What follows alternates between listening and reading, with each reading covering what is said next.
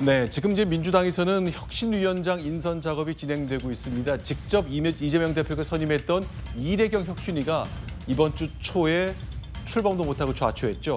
자, 오늘 밤에 공개되느냐, 내일 발표되느냐, 뭐 이런 정도의 시간인 것 같은데요. 민주당의 새 모습, 그러나 천안함 때문에 조금 더 아직은 발목이 잡힌 듯합니다.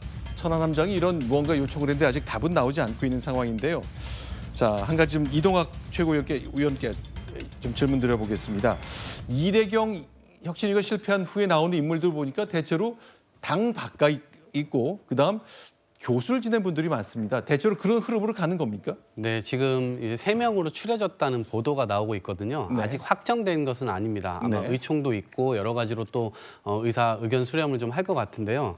일단은 김태일 장한대 전 총장이 거론되고 있고요. 그다음에 정근식 명예교수. 이분은 문재인 정부에서 과거사 정리위원장을 하셨던 분입니다. 그다음에 김은경 교수의 경우는 네. 문재인 정부에서 금융감독원 최초 여성 부원장으로 알려지신 네, 분이에요. 그런데 상대적으로는 정치에 어떤 입장을 갖고 있는지 지금 현재 민주당에 대한 어떤 상황을 어떻게 파악하고 있는지는 드러나지 않고 있기 때문에 사실상 사람들이 이것을 판단하기엔 굉장히 어려울 겁니다. 네. 다만 우리 김태일 총장의 경우는요. 2014년도에 네.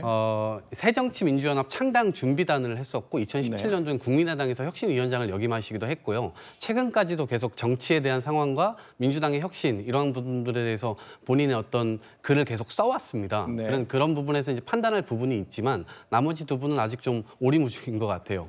김태일 전 장한대 총장은 최근에 윤석열 정부의 국민통합위원회인가 거기서 한번 의원으로 유촉하려다가 좀 무산된 적도 있는 기억이 좀 납니다. 그런데 좀 제가 갖고 있는 근본적인 질문은 굉장히 무색, 무미, 무취에 상대적으로 그래 보이는 분들이 후보에 올라 있는데 그렇다면 이래경 위원장은 상당히 선명하고 아주 주요 사안에 논쟁적인 사안에 분명한 입장을 갖고 있어서 논란이 지금 된 건데 그렇다면 일주일 전 얘기입니다만 이재명 대표가 이래경 위원장을 위촉했을 때 이건 이제 박원석 의원께 질문 드려보고 싶은데 이래경 위원장의 어떤 점을 잘 활용하고 싶어서 그랬을까요?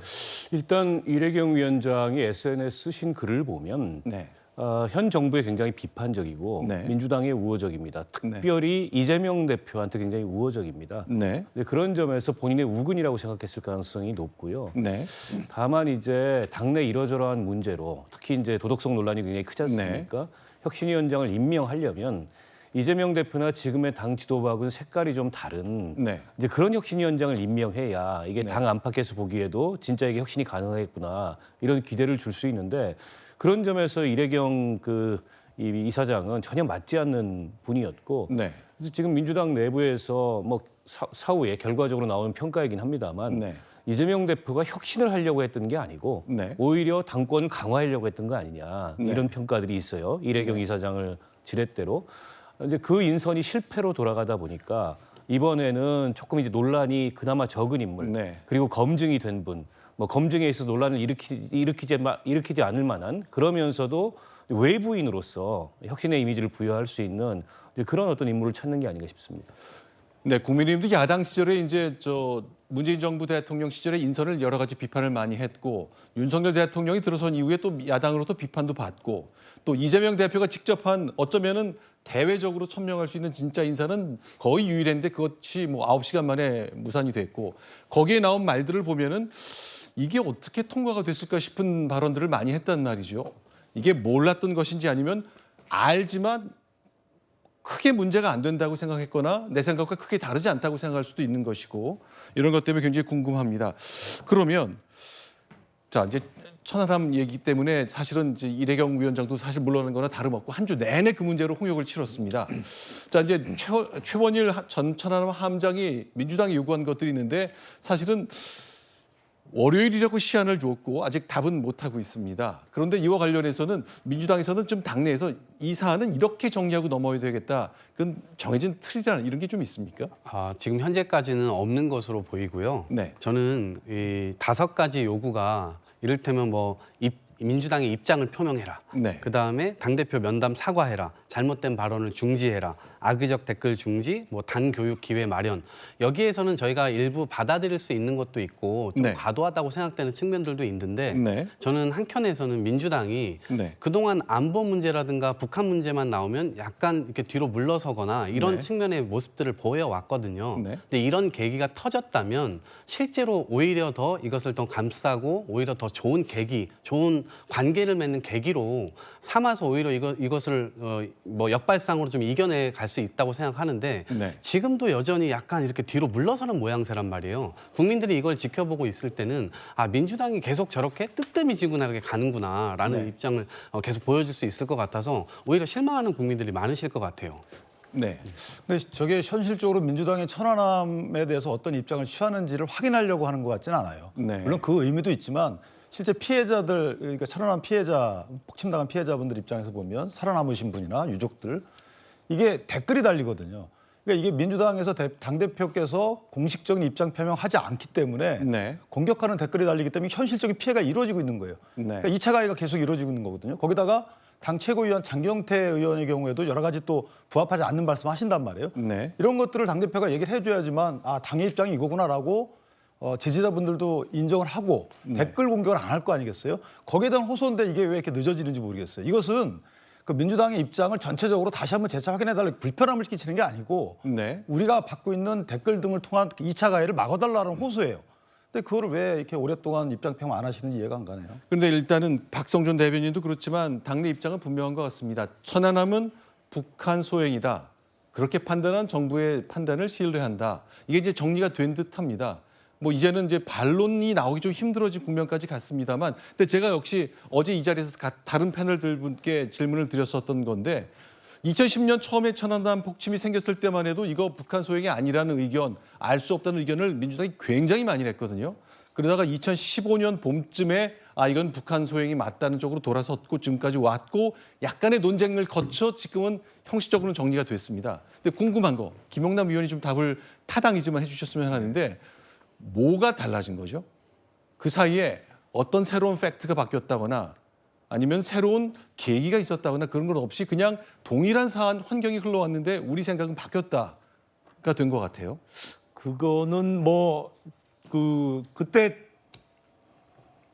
북한 어뢰의 잔해물을 네. 수거하지 않았습니까? 거기 네. 뭐 그래서 명확하게 나왔는데 그럼에도 불구하고 입장을 애매하게 가져가다가 가장 큰 동기는 어떤 측면에서는 표를 좀 의식했겠죠. 천안함과 관련해서 북한 소행을 인정하지 않는 듯한 태도를 계속 보이면 그 이후에 큰 선거에서 불리하게 작용할 수 있다라는 정치적인 판단이 들었을 것으로 보입니다. 근데 네. 지금도 천안함과 관련해서 민주당의 태도를 보면 어떤 거하고 비슷한 생각이 드냐면 왜 과거사와 관련해서 기시다 총리가 한 발언이 있잖아요. 네.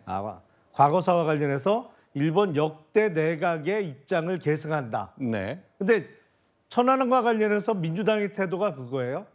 기존 정부의 발표를 신뢰한다. 요거거든요. 그러니까 네. 직접적으로 천안함은 북한에 의해서 폭침된 게 맞다. 이런 직접적인 표현은 안 해요. 네. 그리고 그걸 계속 뭐랄까요? 좀 애둘러서 과거의 정부 발표가 맞다는 게 민주당의 공식적인 입장이다. 이런 식으로 입장 표명을 하고 있어서 근데 그 얘기는 예. 기시다 총리의 경우 저희가 이 자리에서 몇 번 얘기했습니다만 자민당 내 소수 파벌이기 때문에 네.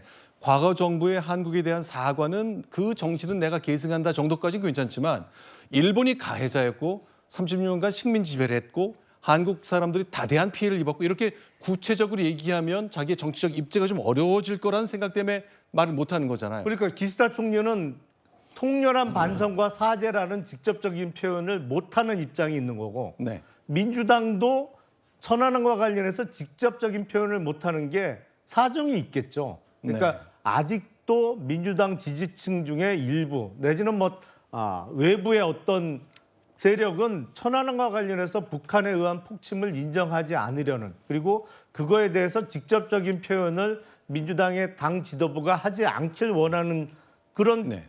일부 그룹이 있는 거죠. 그러다 네. 보니까 간접적인 표현만 계속 나오고 있는 것이 아닌가. 그리고 최원일 함장이 요구한 5대 조건을 네. 수락하기가 어려운 입장 아닌가 싶습니다. 알겠습니다.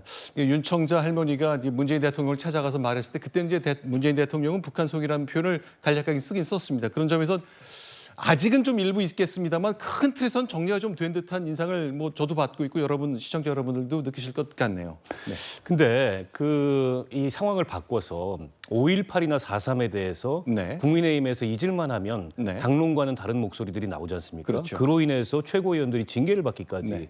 했어요. 저는 그런 상황하고 비슷한 것 같아요.